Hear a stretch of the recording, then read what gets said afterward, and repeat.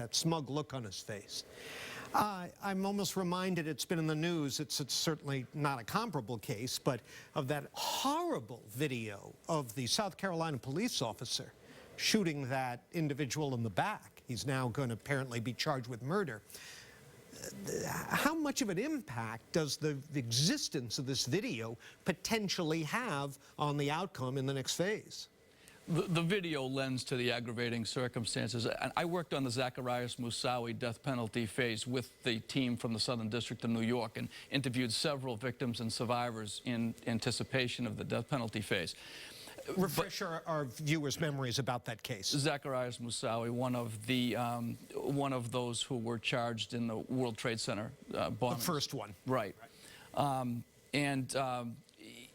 one thing that you've rightly underscored, John, which is a little different, is this defendant is on video actually perpetrating the crime which results in the death and maiming of others, where in Moussaoui's instance, it was a circumstantial case, although a very strong case which convicted him at the end of the day, but he wasn't on video carrying out the actual acts. And we see his demeanor. Right. Or lack of it, really, just impassively like another spectator at the marathon. That just seems unprecedented to me. Well, and to a point you made earlier, John, if you take that demeanor and you juxtapose that with the demeanor during the course of the trial, that's a dangerous place for the defendant and the defense team to be, because they're not distinguishing between the demeanor that took place when he killed people and the demeanor that takes place when he's watching video of it. So much of that video obviously shot from surveillance cameras there on Boylston Street. Our Ken McLeod is live at the Boston Marathon finish line. We want to go to him. And Ken, what kind of reaction are you getting there? Well, quite a bit, Lisa. We were out here when the verdicts were read, and folks were coming by and asking, you know, what are they, you know, what has the jury said, and that sort of thing. I wouldn't say that folks have been collecting here, though, and I'll get to some of their opinions in just a minute. Of course, we're on Boylston Street, where this finish line has become the symbol of a city's tragedy 2 years ago, but also the symbol of our recovery from it. Now, it's ironic, when I first got out here and the jury was coming back with their verdicts, a Russian family came up to me and was asking me where the bombs had exploded and that sort of thing.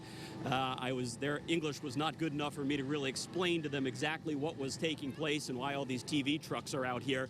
Over here at Marathon Sports, of course, where the first bomb was placed in front of and went off, we asked the owner there, who's been quite vocal in these last couple of years about the survivors and the issues of a city's recovery. They decided they did not want to talk about their reaction to what happened today. They want to wait until after the penalty phase. They did issue a statement, which I think you guys have back there, you know, saying that they're, of course, sorry for the pain the city and the survivors have been through. Next door, we observed, you can see, as a matter of fact, right now she's still working on it in the window of the Sugar Heaven store, where, yes, it says "Be Strong." That's being revived on this day appropriately. And we also talked with the lady there who's painting that on right now. We'll hear from her in just a second. But most of the folks we have spoken with out here have said, yes, they believe that this trial, despite the pain it's put through, has also been cathartic for both the city and the folks here. And I talked to a lady about that very issue and also about the death penalty phase coming up. Here's what she told me. I'm glad the trial was quick. I thought it was going to take till July. I'm glad it was done before the marathon so we can, you know, start the healing process. I hope he gets everything he deserves. And, you know, hopefully this sends a message. We will not tolerate this in this state, in this Boston there's no place like it. A lot has been talked about this providing closure for Bostonians. How do you view that? Well, if you listen to one of the victims that testified, she said now that she saw him, she's not afraid of him anymore. And I think we all feel the same. We're a strong city. You know, right after, look at how we pulled it all together. We did the One Fund immediately. You know, everybody just came together. I ran a Ride for Boston. People were just donating T-shirts, food, their time. It was unbelievable. It couldn't have happened any other way. Back live now along Boylston Street. You know, guys, I just want to wrap up by saying I've spoken with probably 15 or 20 people out here talking about today's verdicts and also talking about what they anticipate coming up here in the death penalty phase. one person I have spoken with believes that Johar Tsarnaev will get the death penalty. The rest, for various reasons, say that they don't think he will, that he's going to be a candidate for getting life in prison. I found that sort of interesting, albeit unscientific. Ken McLeod live at the finish line there. Thank you, Ken. And to see those businesses and to remember that day, this was such a community-wide trauma. And in those days after the attacks, when police were looking for these two bombers, you know, you wondered when will justice be served and what will justice look like? And I think there is, if not a feeling of closure for people today, a feeling that the system worked in exactly the way it was supposed to, and yet we're still not finished with this case.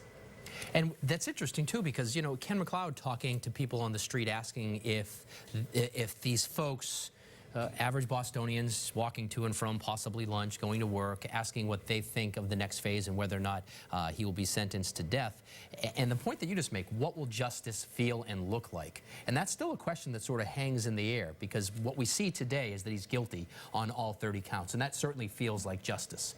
But where do we go from here? In some people's eyes, justice has been done and doesn't need to go any further. In fact, they wish that it wouldn't go any further, that he would spend the rest of his life in jail. Yet for other people, true justice means that there's one more step. So there's this interesting dichotomy of two different justices that are still out there for different people in our city. Right, and you know, Jerry, I wanted to ask you about this. In the next phase of this trial, we go into the sentencing where Johar Tsarnaev's attorneys will try to prove these mitigating factors that mean he should have life in prison but should deserve to live. If there's an appeal, realistically, how long might this case linger in the system and in all of our lives? Oh, it can be years to several years, and we've seen that with other death penalty cases across the country, especially depending upon the number of issues that are preserved for appeal and whether they're given due consideration. So it could be several years.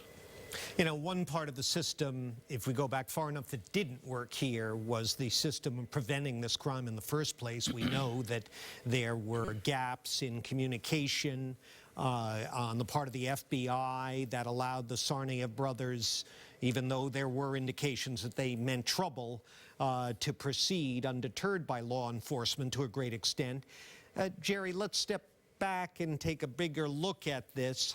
What kind of strides do you believe, as a prosecutor, we've made in addressing those flaws? I was involved in running the terrorism program here in Boston after September 11th. And anytime anything like this happens, the marathon bombings, the September 11th bombings, we do a good job of focusing and we do a good job of learning. However, never perfect. And at the end of the day, when someone does something as heinous and horrible as this, I think we have to focus our attention on them and what they did and try to learn from that so that hopefully in the future we won't suffer the same type of an attack. Where does this crime now sit in the terrorist pantheon? And what I mean by that is we just saw that case in New York, where those two women were arrested. They were name-checking the Boston Marathon murders and the use of the pressure cookers. How big a concern is there within the law enforcement community that this is not the last such horrific act that we'll experience? I think we know this isn't the last type of act that we'll experience on our soil. Look, terrorism is not a battle between two opponents. Terrorism is something that we will continue to combat within our lifetimes and beyond that. So it's something that we have to continue to prepare for on the front end before the tragedy occurs, to be as good as we can be on the prevention side of things. However, we're never going to prevent true evil. True evil will always find a way to maim and kill. Jim Armstrong is live outside of the courthouse. I brought up something about the death penalty that Jim has an answer to. Jim. Yeah, I checked my notes, David, during the couple minutes I had there, and I was right. It is 11 of the 12 deliberating jurors during voir dire, during the one-on-one questioning with the judge. 11 of 12 said they are unsure about the death penalty. That either means they're unsure about the death penalty as a punishment in general, or they're unsure about the death penalty as a punishment specifically for Johar Tsarnaev, or they're unsure about both. One of the deliberating jurors, a man, said he leans slightly towards the death penalty, generally speaking, but that's as close as he would come Which leads me, if I can, to ask Jerry Leone a question. He and I talk about this case a lot.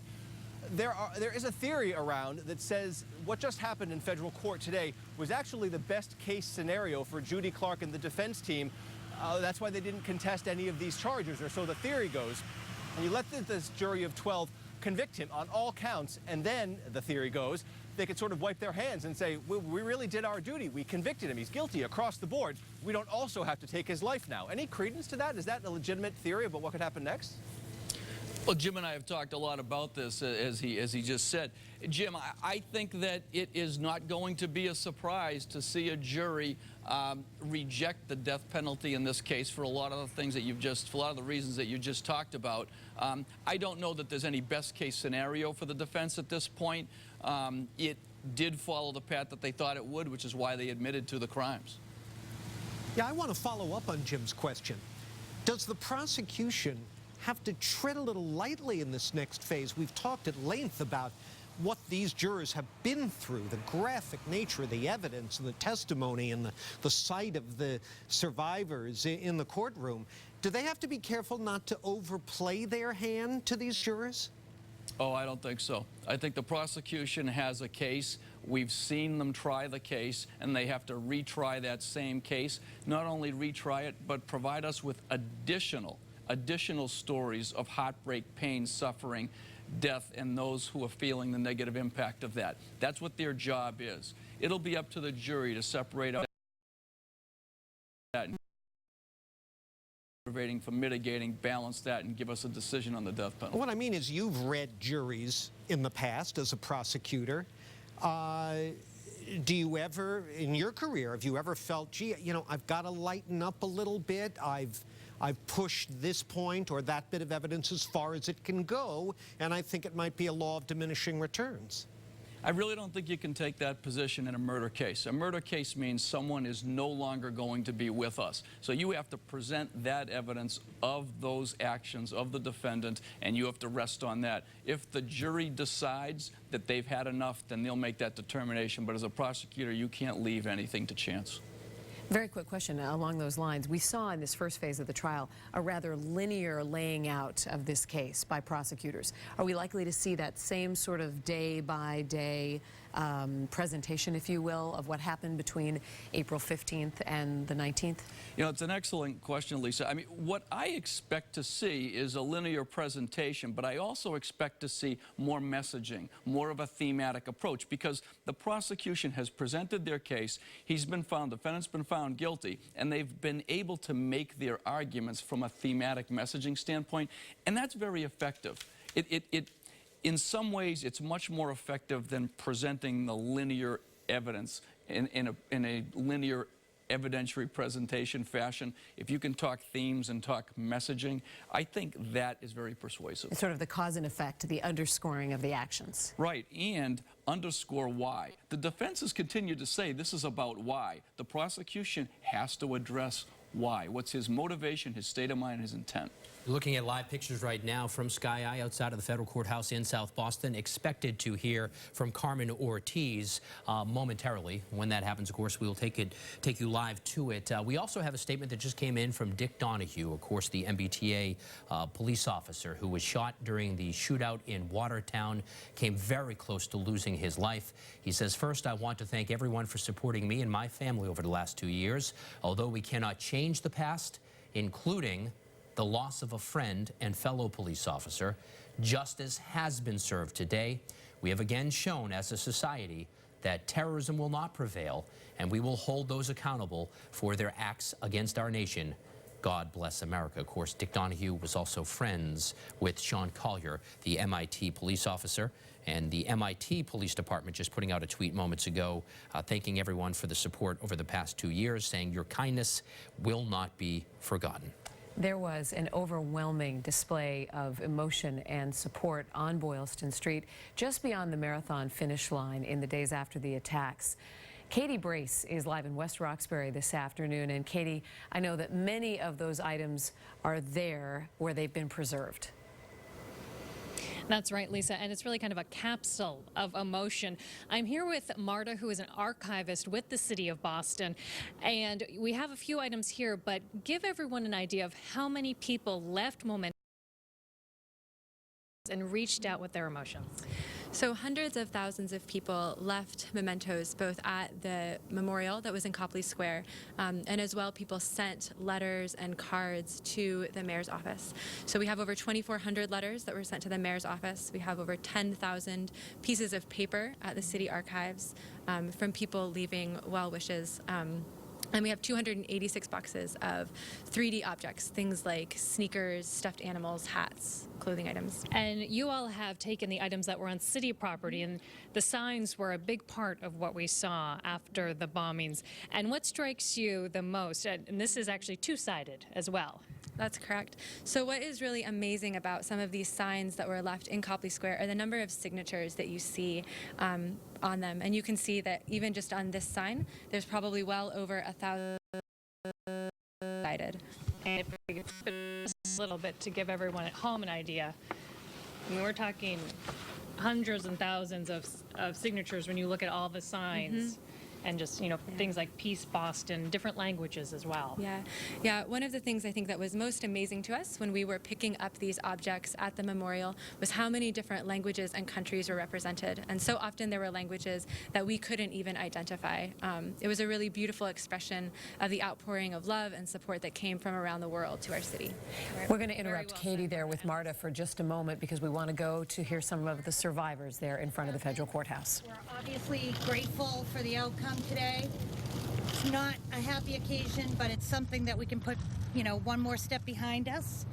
We want to thank the prosecution, all of their team, the FBI agents, all of the people at the AG's office, and all of you who've been out here and supported us and have been so thoughtful and kind throughout this entire thing. It's been difficult, but we've gotten through it with each other.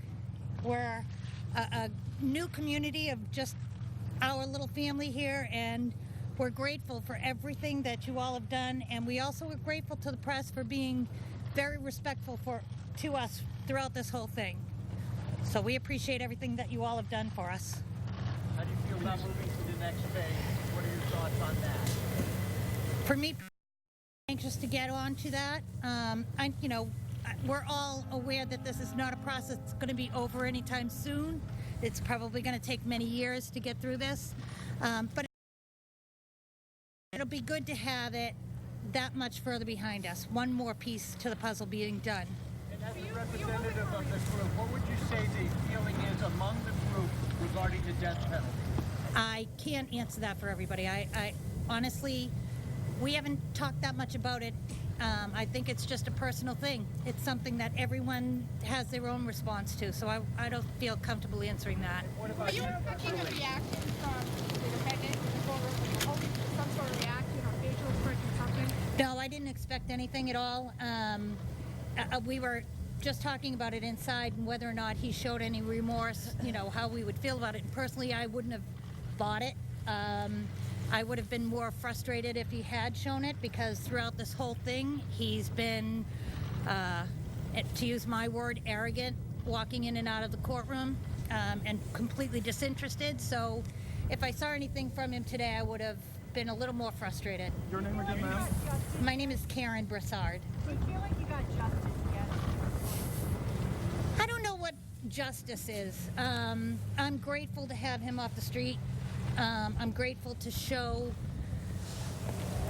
everyone, the world, that it's not tolerated. This is not how we behave, and we're grateful that everybody's worked so hard to make it, you know, known that we're not going to allow this.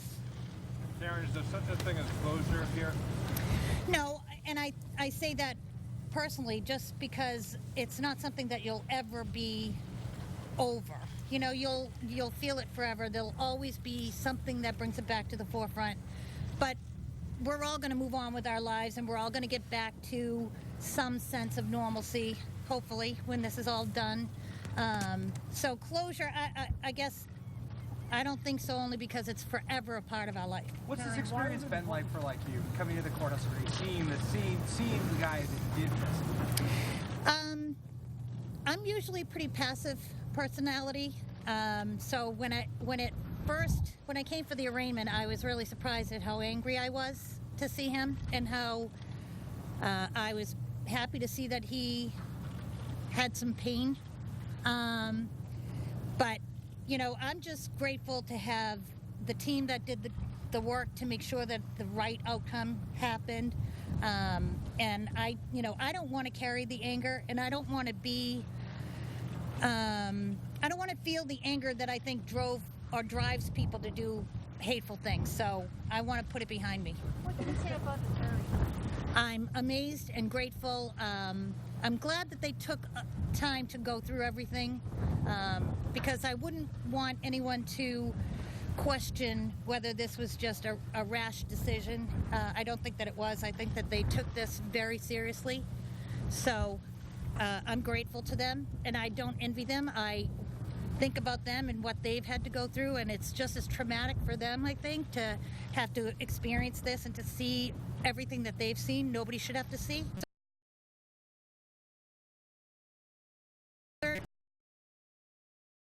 So I'm concerned for them, and I'm grateful for them. Karen, what do you make of the defense trying to push more of the responsibility on the shoulders?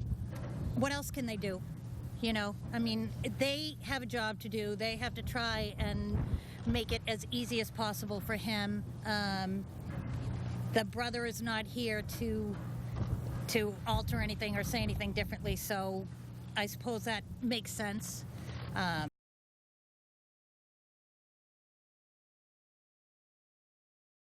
It just didn't matter.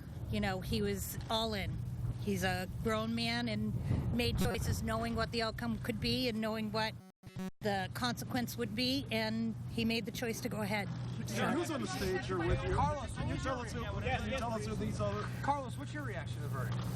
You